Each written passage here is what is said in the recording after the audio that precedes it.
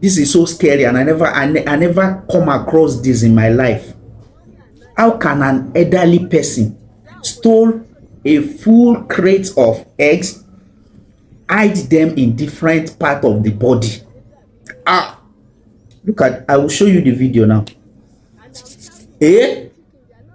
Odidi one crate yenyi. Here the otos no come, otos no pata, otos no skirt.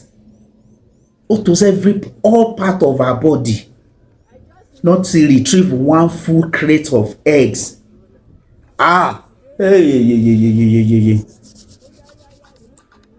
You will be wondering why it's your idea of flow that I need. This is the problem. Look at this. Look at this. Can you imagine? Video. Telling what you so.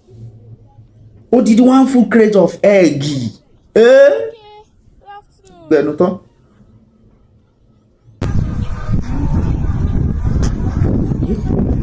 Loading this every day, morning and night. No.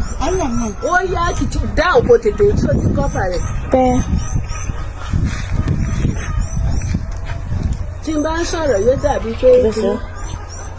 Every day you are doing this, and I'm shouting that these chickens, they are not feeding themselves. Oh yeah,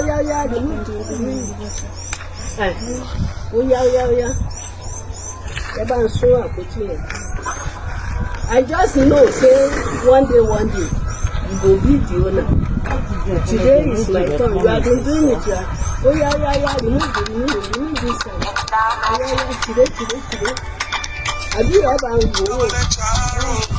Oh yeah, to kill it,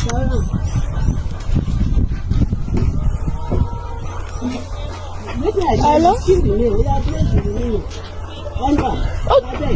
Okay, good afternoon. Go pack it inside. It's not today, it's been long. I told daddy. Okay, I will do that. I didn't tell you. Okay. I will do it. What was it today? It's not only today.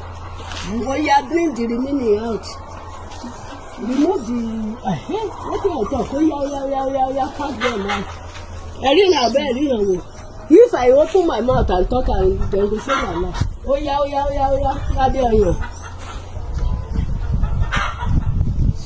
You go and collect every day 5,500. You know what you have been listening, and I'm struggling.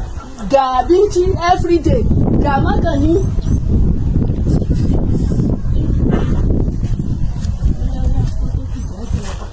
You remain now only. You remain. He knows. I beg, subscribe. Share this video. You know when I call her back, this is too much.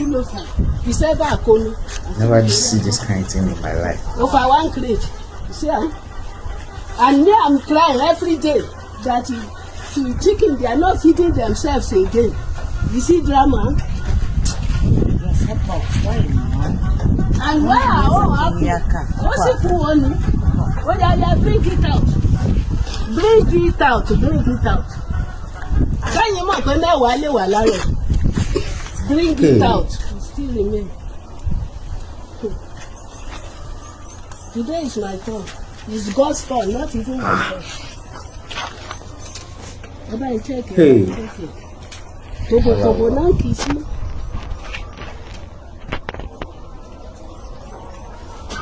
And every day when they steal like that, they post them and they show them. I said them, they deal with me seriously. Imagine every day. This is over 5,000. This is over 5,000. And this very morning, what did I say? With all the struggling, I've paid you your money this month. Have I ever owe you? Not you say, I'll be out there the speaker. This is what you used to tell me. It's very bad, honestly, it's very bad. I know. This one is too much. Don't me redress. Abba. No more work, don't come. Abba. This one is too much. This is what you have been doing for me every day, morning and night. Make your husband make us smile. You know, I talk about this pullover that I'm not comfortable with this pullover. Yes. There's one day she wanted to check you. I wanted to check her that day. Yes, I On the remember that day. second thought, I said she's married. How can she do That she will feel somehow. But my spirit is Don't you telling not me. say that one day is one day that she will catch her? Yes. I said one day, that day I call you back. You remember that? Is that day I wanted to check you. Go back again. I beg you don't see this It's kind not of thing today. before. It's been long. This is my first time of witnessing this kind of thing.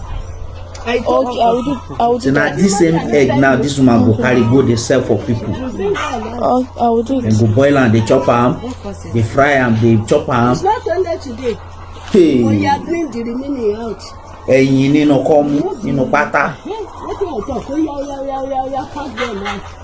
I didn't You don't understand. If I open my mouth and talk, This I is will too much, oh. Oh, yeah, there you. This is fucking too much. Oh. You go and collect. What will have led this old woman to this kind of and I'm struggling. thing? Binti every day. Magani. The woman said she's paying her. You don't used to hold her.